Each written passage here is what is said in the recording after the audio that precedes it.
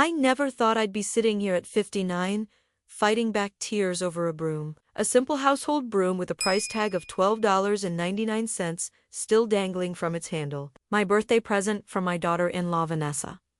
"This is the gift you deserve," she had said with that smile of hers, to one that never quite reached her eyes.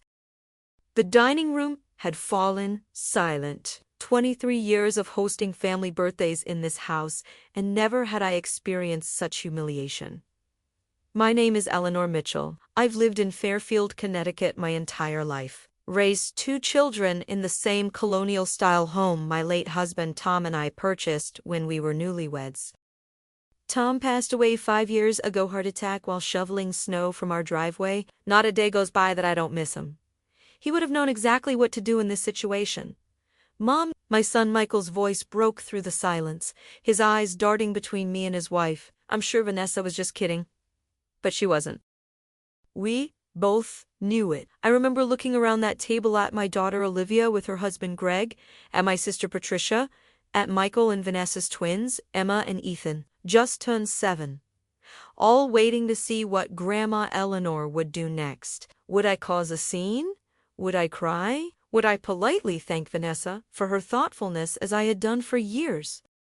Instead, I slowly stood up, my hands steady despite the storm brewing inside me. "I think," I said, my voice somehow calm, "it's time we had a conversation about respect." That moment, standing up after years of staying seated, changed everything, but to understand why a broom could bring me to tears.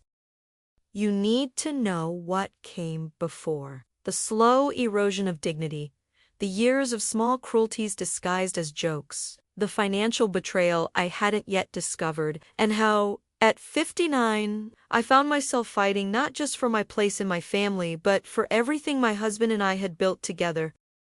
It started 3 years after Tom's death. Michael and Vanessa were struggling financially, at least that's what they told me. Their house in West Hartford needed repairs, and the twins were starting private school. "It's just temporary, Mom," Michael had assured me when they asked to move into my home.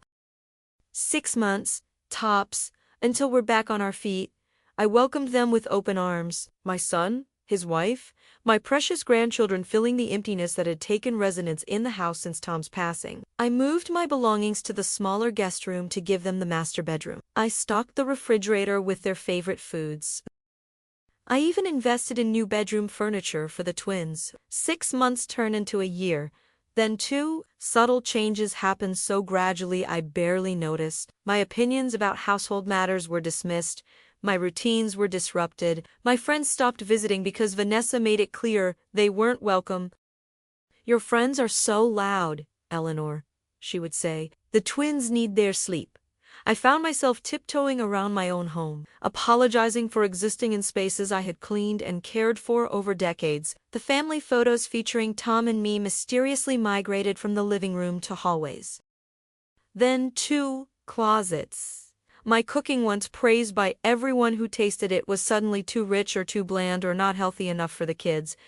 Then came the suggestions. Wouldn't it be easier if I added Michael's name to my bank accounts? Shouldn't I update my will to make sure the house goes directly to Michael since Olivia already had her own place? Wouldn't it be simpler if Michael handled my finances since numbers were confusing at my age? Each suggestion came with a story about some poor elderly woman who had been scammed, who had forgotten to pay bills, who had made terrible financial decisions because she didn't have someone looking out for her. The implication was clear. I was no longer capable. I was a burden to be managed. I'm ashamed to admit it, but I gave in. Not all at once, but in pieces. I added Michael as a cosigner on one account. I let Vanessa take over the grocery shopping with my credit card. I agreed that maybe it was time to simplify my estate planning. "Mom has always been so generous," Michael would tell others, his arm around my shoulders. But I'd see Vanessa's expression, not gratitude but calculation. The morning of my birthday, I had woken up feeling lighter than I had in months. 59 wasn't old, I told myself. I had many good years ahead. I applied my makeup carefully, put on the blue dress Tom had always loved, and went downstairs expecting, if not celebration, at least acknowledgement. The kitchen was a mess. Dishes from the night before still piled in the sink. The sink in the kitchen I had remodeled just before Tom got sick. Vanessa was on her phone, barely looking up when I entered. "Oh, you're up," she said.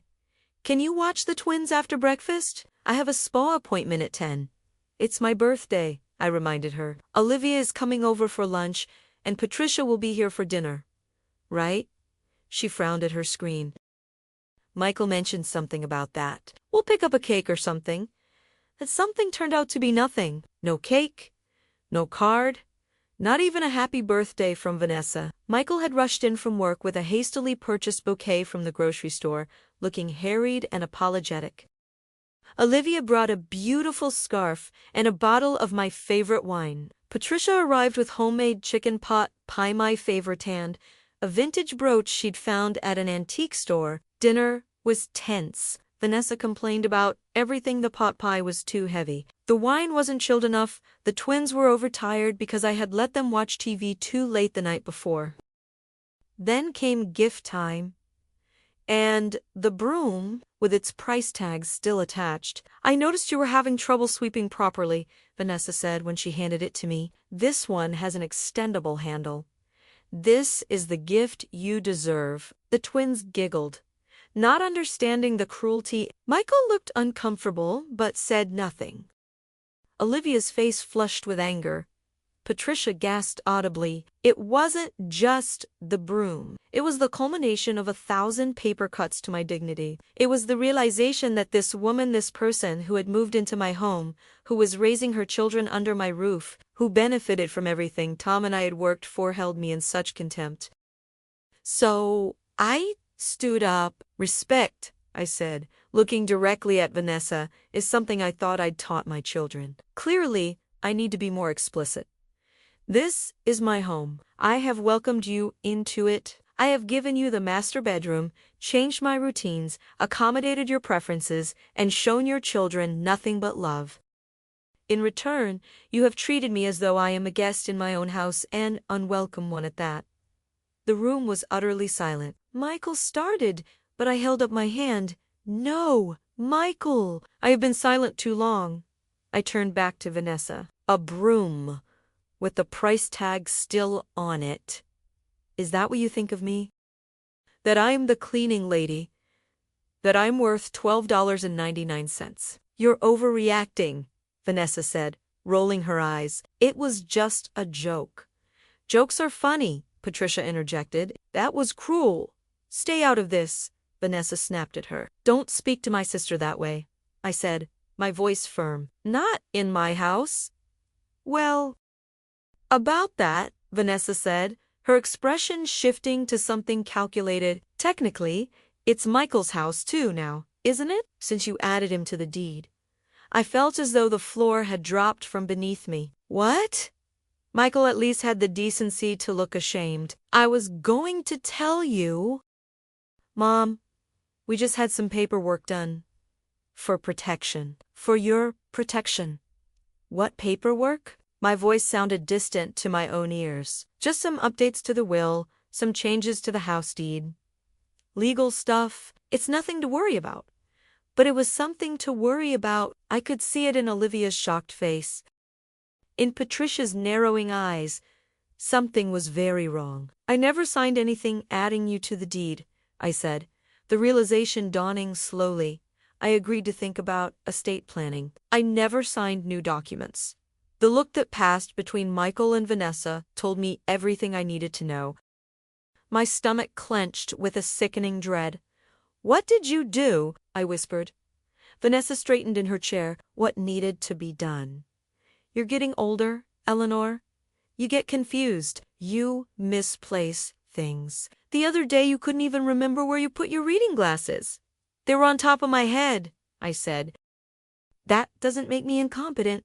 We're just looking out for your best interests," Michael said softly. "Dad would have wanted. Don't you dare tell me what your father would have wanted," I said, my voice breaking. "Tom worked his entire life to provide this home for us. For me, he would never have betrayed me this way." "Betrayed?" Vanessa laughed. "We're family. Family looks out for each other."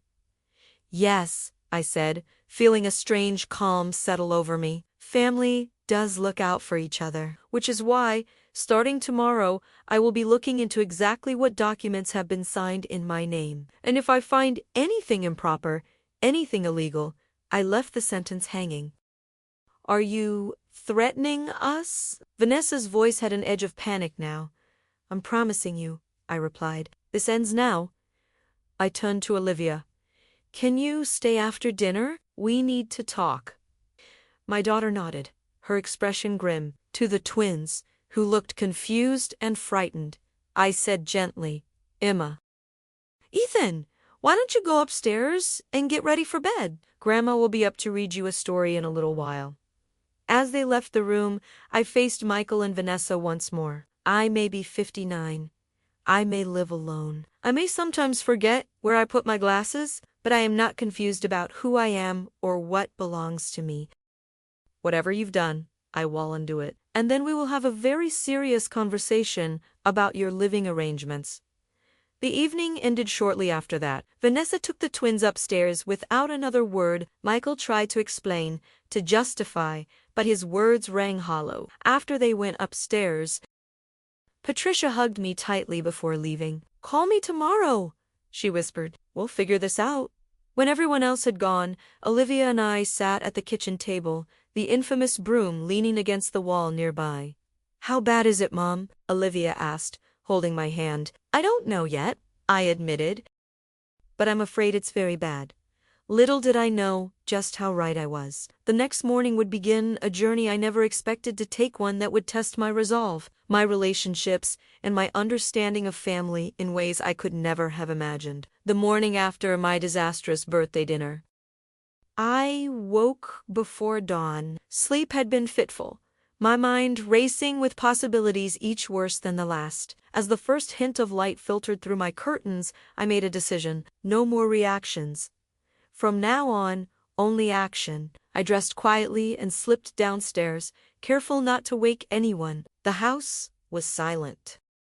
Peaceful, even as if the previous night's confrontation had never happened. I made coffee and sat at the kitchen table with my old leather-bound address book. Tom had always teased me about keeping that relic when everything could be stored on a phone, but I found comfort in the tangible names and numbers in my own handwriting. Many crossed out and updated over the years. I found what I was looking for on page M. Martin Schneider, attorney at law. Martin had been Tom's college roommate and had handled all our legal matters for decades. He'd retired 2 years ago, but we'd remained friends. If anyone could help me understand what Michael and Vanessa might have done, it would be Martin. The call went to voicemail. It was barely 6:30 a.m., so I left a brief message asking him to call me back as soon as possible. It's urgent, Martin, I added. Family issue. My next call was to the bank where Tom and I had kept our accounts for 30 years. No answer there either. Of course, banking hours wouldn't start for hours yet. I made a note to be there when they opened. I was on my second cup of coffee when I heard footsteps on the stairs. Michael appeared in the doorway, still in his pajamas, looking exhausted. Mom, he began, his voice hoarse, we need to talk about last night. I studied my son, the boy I'd raised. The man Tom had been so proud of. When had he changed? Or had I simply been blind to who he truly was? Yes, I agreed calmly. We do. But first, I need you to tell me exactly what documents you've had me sign or forged my signature on in the past 2 years. His face paled. Mom, it wasn't like that. We never forged then. What was it like, Michael? I asked. Help me understand how my name got on papers I never signed. He sat heavily in the chair across from me, running his hands through his hair, a gesture. So, like his father, it made my heart ache. It started small, he admitted. Remember when you were sick with bronchitis last winter? You signed some documents then. I did remember 3 days in bed with a fever, barely able to focus. Michael bringing me soup and medicine, and apparently paperwork. What did I sign? Just permission for us to handle some of your financial affairs. Nothing major, and the house deed. My voice was steady. revealing none of the turmoil beneath. He couldn't meet my eyes. That was later. You were? You seemed so overwhelmed after Mrs. Peterson died. Martha Peterson had been my neighbor and closest friend for 20 years. Her sudden death from a stroke 9 months ago had indeed left me reeling, but overwhelmed enough to sign away my home. Never. I didn't sign anything about the house deed after Martha died, I said firmly. Michael shifted uncomfortably. There were a lot of papers, Mom, for estate planning, like we discussed. You might not remember all of them. Cold dread settled in my stomach. Show me, I demanded. Show me these papers I supposedly signed. They're at the lawyer's office. Which lawyer? Not Martin. No, Michael admitted. Someone Vanessa knows from her work. Howard something. I nodded slowly, adding this information to my mental list and my bank accounts, the ones Tom and I've built over 40 years of marriage. What about those? The way Michael's eyes darted away told me everything I needed to know. How much have you taken, Michael? Mom, it's not like that. We've just been ... managing things for your future, for the twins' college fund. How much? He swallowed hard. I don't know exactly. Vanessa handles most of course she does. The pieces were falling into place now, and I suppose Vanessa also thought it would be best if I eventually moved into assisted living, freeing up this house entirely for your family. His silence was confirmation enough. Get out, I said quietly. What? Get out of my house. Take Vanessa and the twins and leave. Today, Mom, be reasonable. Where would we go? The kids have school. We can't just... You have until 5 o'clock this evening. If you're still here, I'll call the police. You wouldn't do that, he said, but uncertainty tinged his voice. Try me. I stood up, suddenly feeling stronger than I had in years. This is still my house, regardless of what papers you tricked me into signing. And I want you out.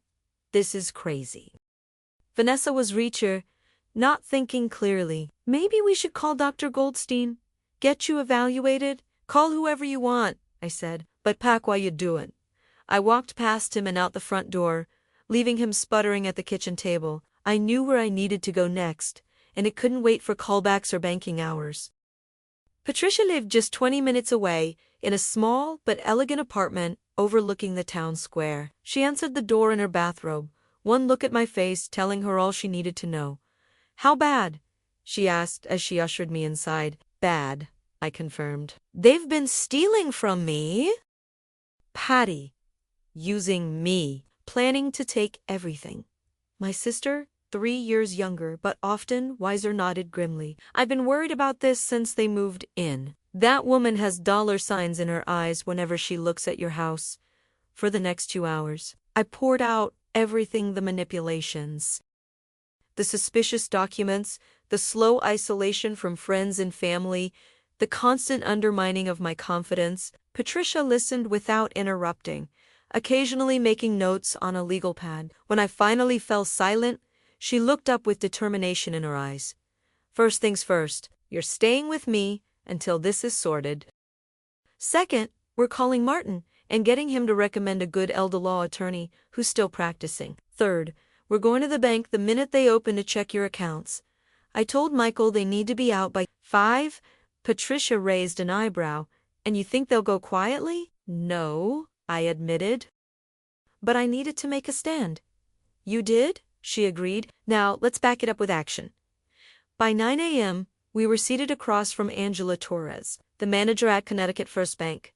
Her expression grew increasingly grave as she reviewed my accounts. Mrs. Mitchell, she said finally, there have been numerous large withdrawals from your accounts over the past 18 months. And as of last month, you were removed as the primary account holder on 2 of your 3 accounts. The room seemed to tilt slightly. Removed.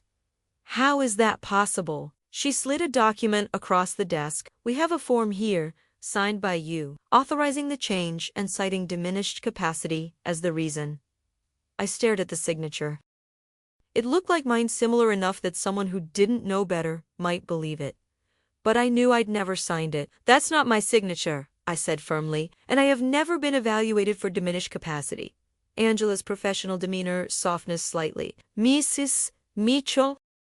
Unfortunately, this happens more often than you might think. If you're saying this was done without your knowledge or consent, we need to get security involved. Yes, I said, and I want all my accounts frozen immediately. I can place a temporary hold, she agreed, but you'll need to file a police report for suspected fraud to make it permanent. Do that today. As Angela left to process the hold, Patricia squeezed my hand. It's going to get ugly, she warned. It already is, I replied, but I'd rather face an ugly truth than live with beautiful lies. Angela returned with printouts detailing the account activities over the past 2 years. What I saw made me physically ill. Regular transfers from my accounts to ones held jointly by Michael and Vanessa. Withdrawals coinciding with expensive purchases. I knew they'd made a luxury SUV, a vacation to the Bahamas, designer, clothing, the twins' private school tuition which I'd happily have helped with had they asked taken without discussion. In total, they'd drained nearly $180,000 from my savings, money Tom and I had set aside for my retirement.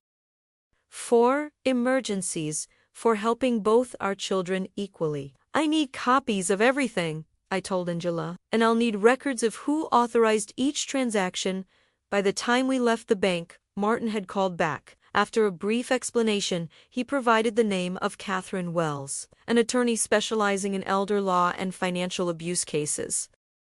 She's the best, Ellie, he assured me, tough as nails and smart as a whip. If anyone can help straighten this mess out, it's Catherine.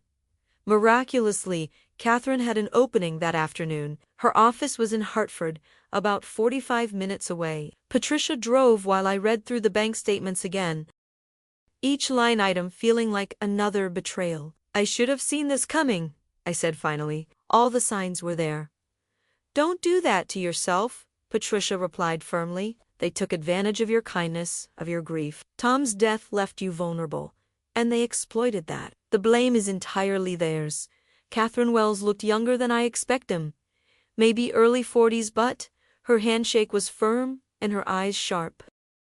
She listened intently as I explained the situation, occasionally asking clarifying questions. Unfortunately, Mrs. Mitchell, what you're describing is a classic pattern of elder financial exploitation, she said when I finished. The good news is that you've caught it relatively early and taken decisive action. Many victims don't realize what's happening until everything is gone. What can we do? I asked. First, we file an emergency petition to freeze any property transfers or additional financial transactions. Second, we request all documents allegedly signed by you in the past 2 years and have a forensic handwriting analyst review them. Third, we file a police report for financial fraud against my own son, I said, the words tasting bitter. Catherine's expression softened slightly. That's always the hardest part. But remember, he made this choice. And if we don't act quickly, you could lose everything you and your husband worked for. What about the house? Patricia asked.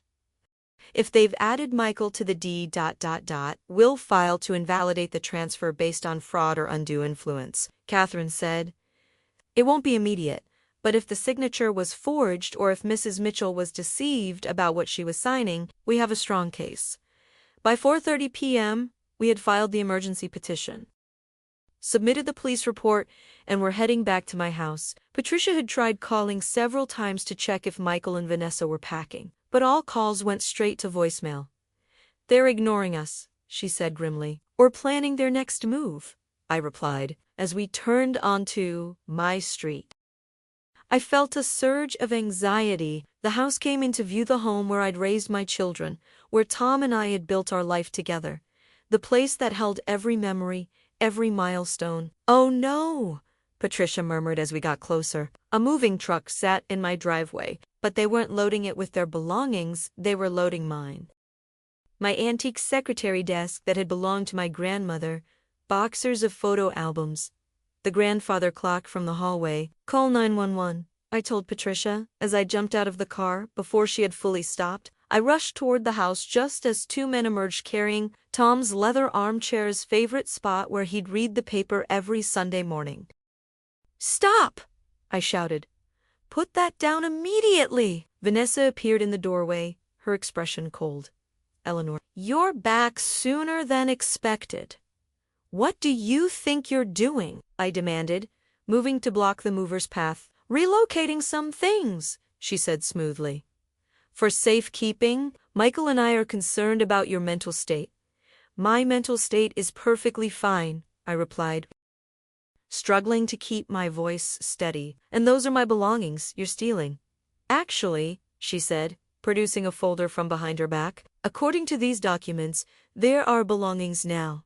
Michael has power of attorney, and given your erratic behavior, threatening to throw us out.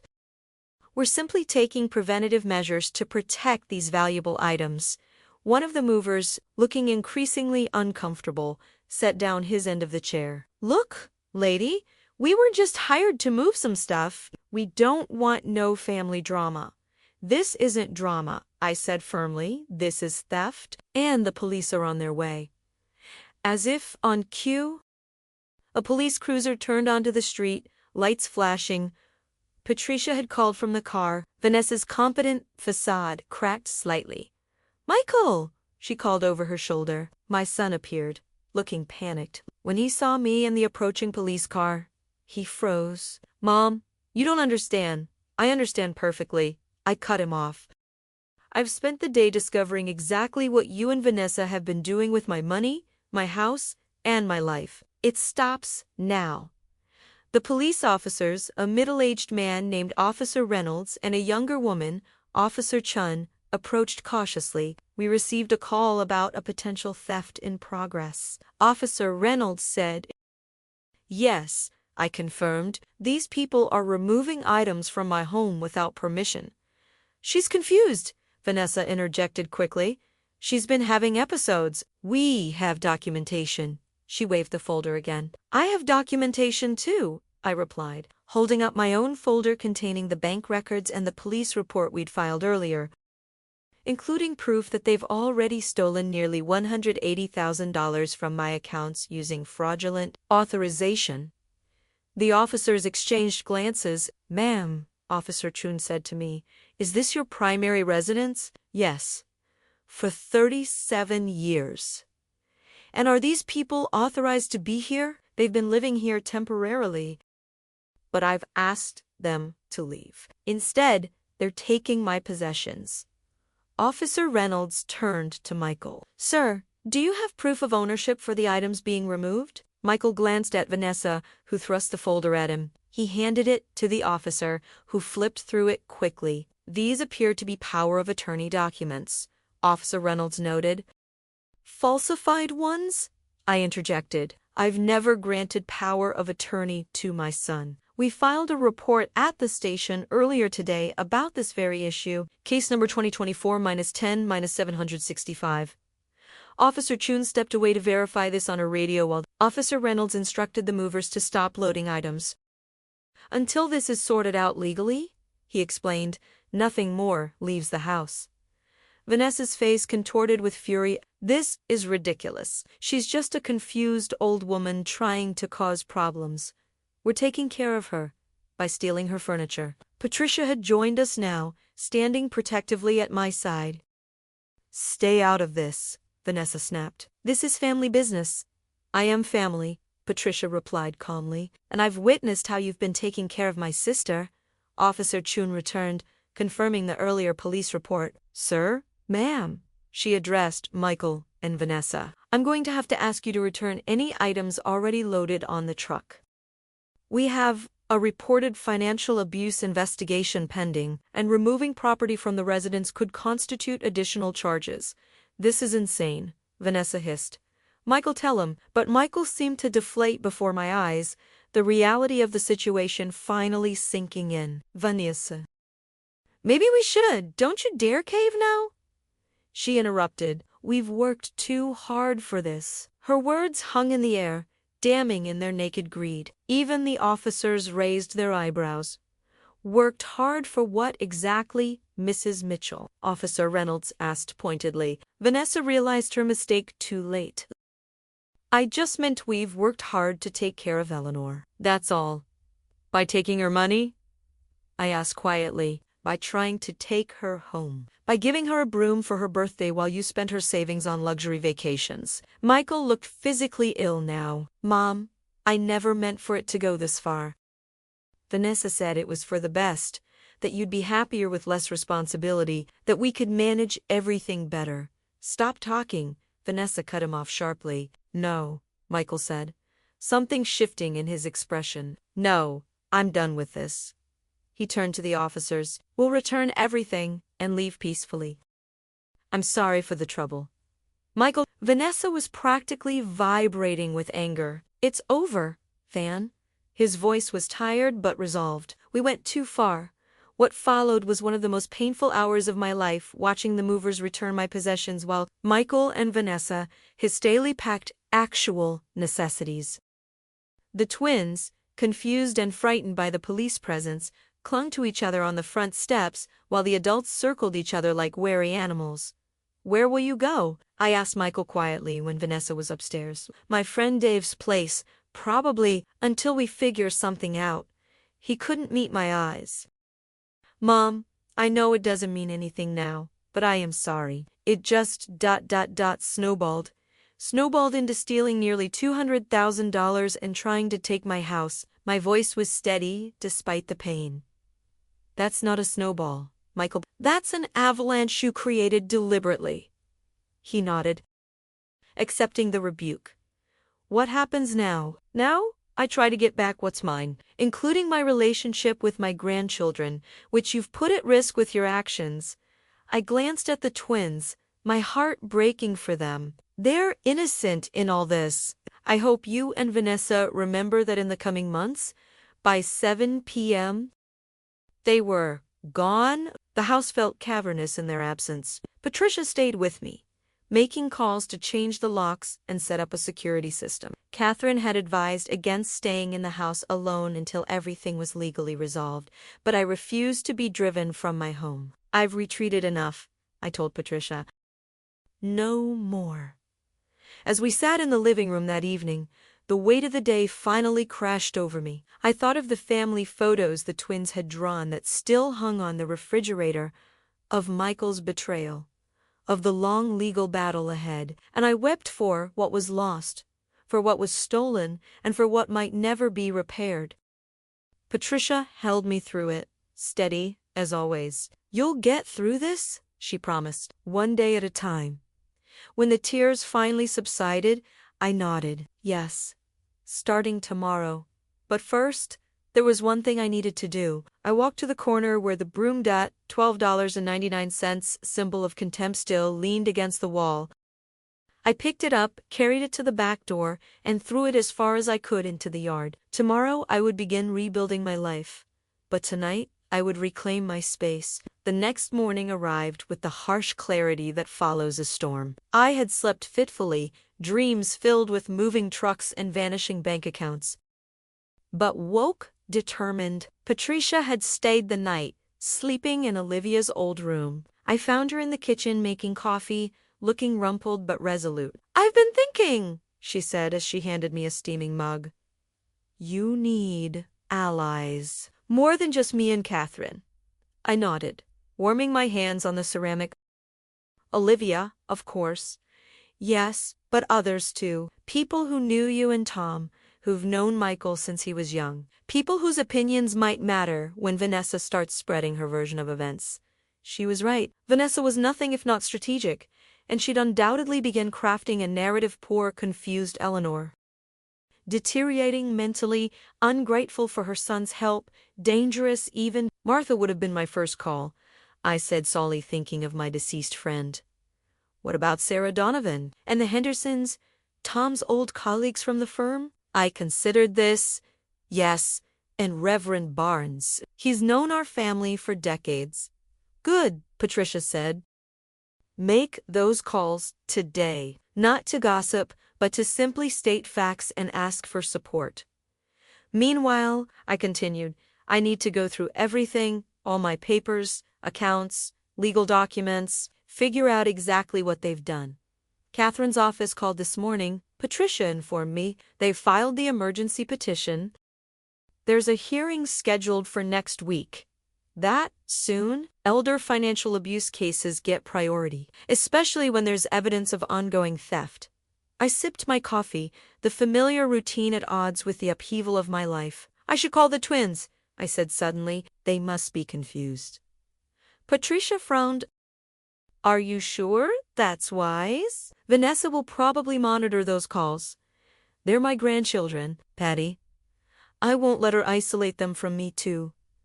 After breakfast, we divided tasks. Patricia would contact the utilities and other services to ensure Michael and Vanessa couldn't make changes, while I began the painful process of documenting every missing item, every unauthorized transaction. I started in my home office, a small room off the living room that had once been Tom's domain. The filing cabinet where we'd kept all our important papers had been ransacked, folders empty, documents missing. The computer Tom had meticulously maintained was gone entirely. They were thorough, I murmured, making notes. By lunchtime, I'd compiled a disturbing list: missing financial statements, insurance policies, property tax records. The safe in the closet containing Tom's watch collection and my mother's jewelry had been emptied. Family photo albums were gone, along with Tom's collection of first edition mystery novels.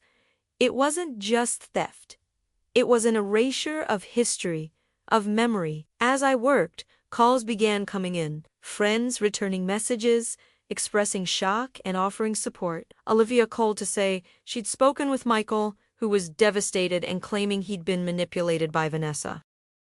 I wasn't ready to hear his excuses. Around 2 o'clock, Catherine's assistant called with surprising news. Mrs. Mitchell, we've received a communication from Howard Benson, the attorney who handled the power of attorney and deed transfer documents. He's requesting an urgent meeting with all parties. Why? I asked, suspiciously. He didn't specify, but he seemed concerned. After learning about the police report and our emergency filing, he's apparently reviewed the documentation more carefully. I relayed this to Patricia when she returned from changing the locks. He's covering his own ass, she said bluntly. If he facilitated fraudulent documents, he could lose his license.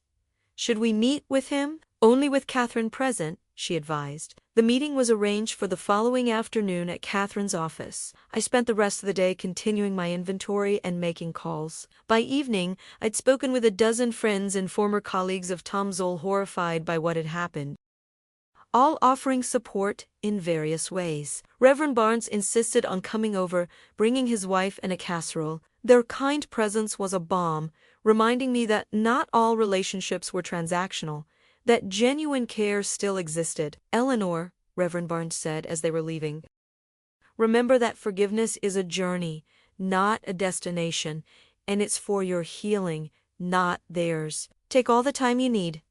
I nodded, grateful for his wisdom. Forgiveness seemed impossible right now, but perhaps someday. The meeting with Howard Benson was more revealing than I could have imagined. He arrived at Catherine's office, looking pale and nervous, clutching a thick folder. Michael and Vanessa arrived separately, him looking haggard, her defiance. Catherine orchestrated the meeting with cool professionalism, introducing everyone and stating clearly that this was an information-gathering session, not a negotiation. Mr. Benson, she began, you requested this meeting? Please explain why. Howard cleared his throat after receiving notice of the emergency petition and learning of the police investigation. I conducted an internal review of all documents related to Mrs. Eleanor Mitchell's case. I have concerns about the propriety of certain transactions. Be specific? Catherine pressed. He opened his folder. The power of attorney document executed last December. There are irregularities with the witnessing and the property deed transfer from 3 months ago. Double quotes. He glanced nervously at Michael and Vanessa. The notarization appears questionable. Questionable? How? I asked. The notary listed Maria Sanchez doesn't work at our firm. We're still trying to locate her to verify her involvement, but the notary seal itself doesn't match records with the Secretary of State. Vanessa shifted in her seat. Michael stared at the floor. Are you suggesting forgery, Mr. Benson? Catherine asked pointedly. I'm not making accusations, he hedged, but I feel professionally obligated to bring these concerns forward. How convenient that you're only noticing these irregularities now that there's a police investigation, Patricia remarked. Howard flushed. The documents were presented to me as properly executed. I had no reason to doubt. No reason, except basic due diligence, Catherine interrupted. Did you ever meet with Mrs. Mitchell personally to confirm her understanding and consent? Well, no, but who brought these documents to your office? Catherine continued. Howard glanced at Vanessa. Mrs. Mitchell assured me that Eleanor had mobility issues and couldn't come in. She brought the signed documents. I see. Catherine's tone was frosty. And you never thought to call Mrs. Eleanor Mitchell directly to verify, despite handling significant property transfers and financial powers. Michael was listed as her caretaker. He protested weakly. You assumed wrong, I said quietly. I have no mobility issues. I drive, I garden, I travel. I've never met you, Mr. Benson, because I was never informed about these legal proceedings involving my property.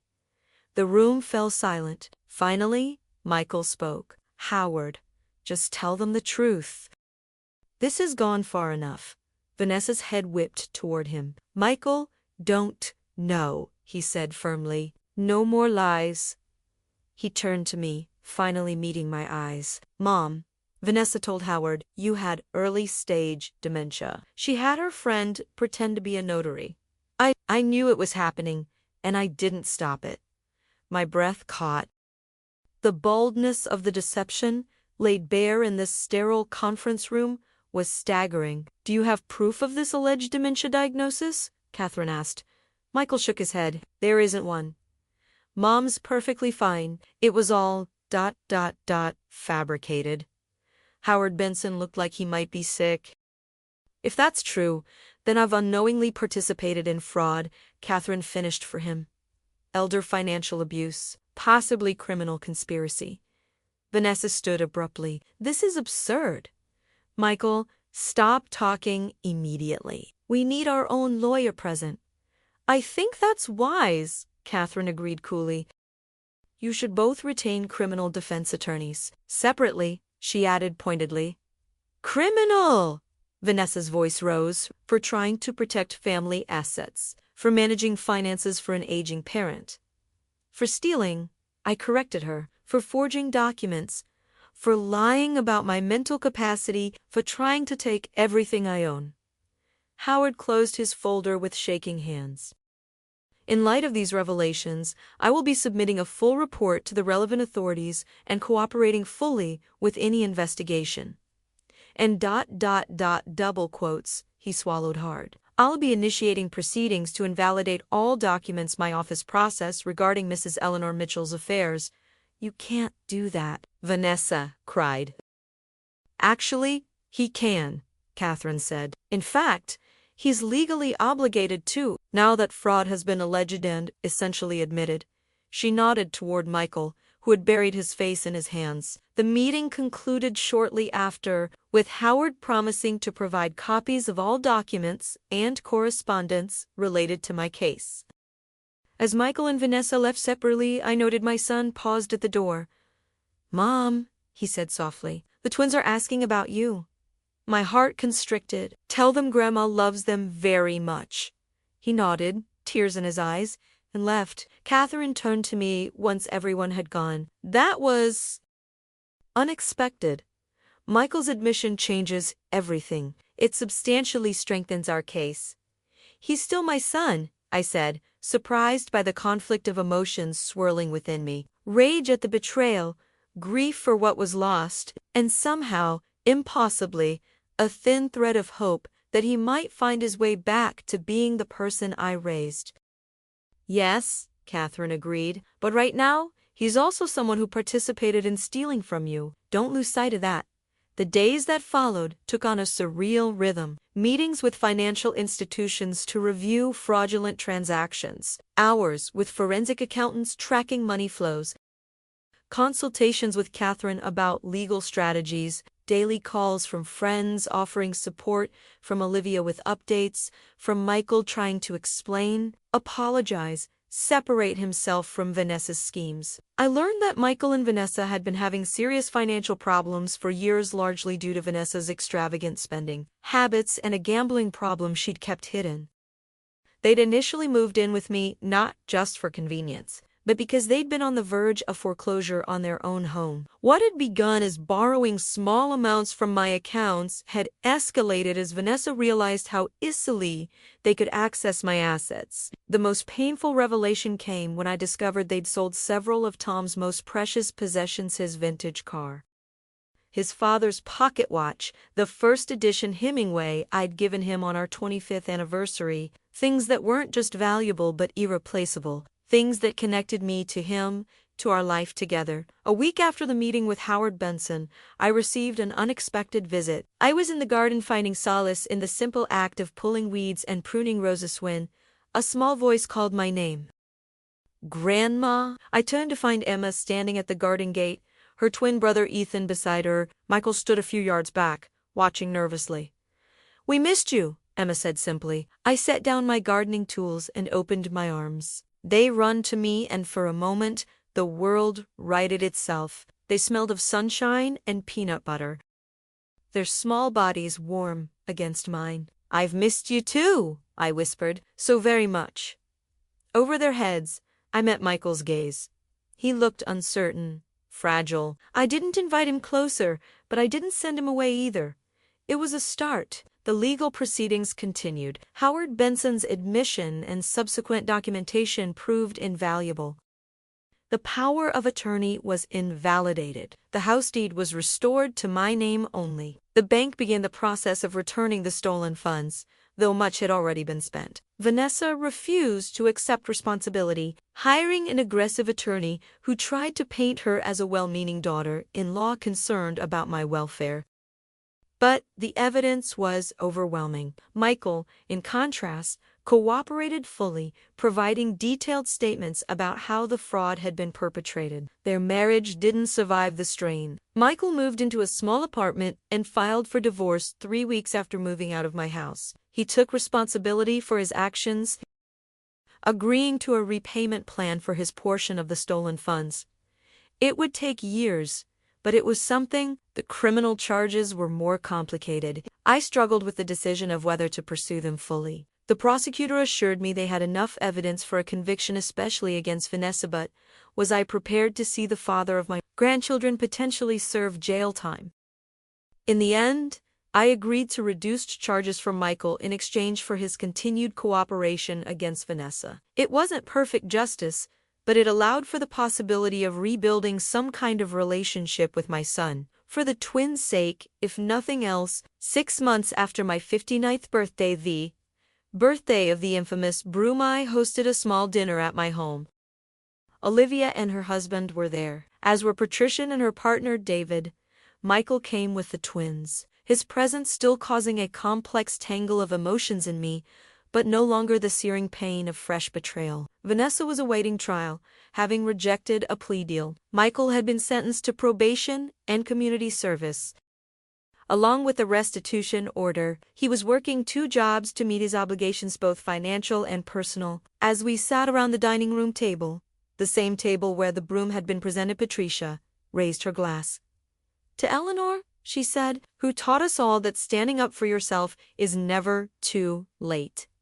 Later, after the twins were asleep in their old room, they stayed with me 1 weekend a month. Now, Michael found me on the back porch, watching the stars. "I've been seeing a therapist," he said quietly, "trying to understand why I let things go so far, why I betrayed everything Dad and you taught me." I didn't respond immediately. The hurt was still there, a wound that might never fully heal. "I don't expect forgiveness," he continued. "I don't deserve it, but I want you to know I'm trying to be better for the twins, for myself, and maybe someday to be worthy of being your son again." I thought of Reverend Barnes's words about forgiveness being a journey. "It will take time, Michael, a lot of time." He nodded, accepting this. "I know, I'm prepared for that." We sat in silence for a while, the night air cool against my skin. "Mom?" he said finally. What made you stand up that night? After all that time putting up with how we treated you. What changed? I considered the question carefully. It wasn't just the broom, though that was certainly the last straw. It was realizing that by staying silent, I was betraying myself, and betraying your father's memory. Dad would have been furious with me, Michael said softly. Yes, I agreed. But he always believed in redemption too. Inside the house, the grandfather clock now returned to its proper place in the hall, which chimed 10 o'clock. A gift from Tom on our first anniversary. Its familiar sound had marked the hours of our life together, and now it marked the hours of my life without him. But not alone. Never truly alone. I should go, Michael said. Standing. Early shift tomorrow. I nodded. Drive safely. As he left, I remained on the porch, thinking about the journey of the past 6 months, the pain, the anger, the legal battles, the slow, careful rebuilding of trust with banks, with friends, with family, the knowledge that some things, once broken, might never be fully repaired, but could perhaps be reconstructed into something new, something different, but still valuable. At 59, I had faced one of the greatest betrayals imaginable. I had lost things that could never be recovered, but I had also discovered strength I didn't know I possessed. I had found my voice after years of silence. I had remembered who I was, not just someone's mother, someone's widow, but Eleanor Mitchell, a woman who wouldn't be diminished, manipulated, or erased. The broom, that $12.99 symbol of contempt, had long since been discarded, but its message remained. Transformed, I was not just worthy of respect, I would demand it. And in standing up for myself, I had changed not only my own future, but perhaps my son's as well. It was a hard lesson, paid for with tears and trust, but one I would never forget. If you like this story, please like this video. Subscribe to the channel and share your impressions of this story in the comments. To listen to the next story, click on the box on the left.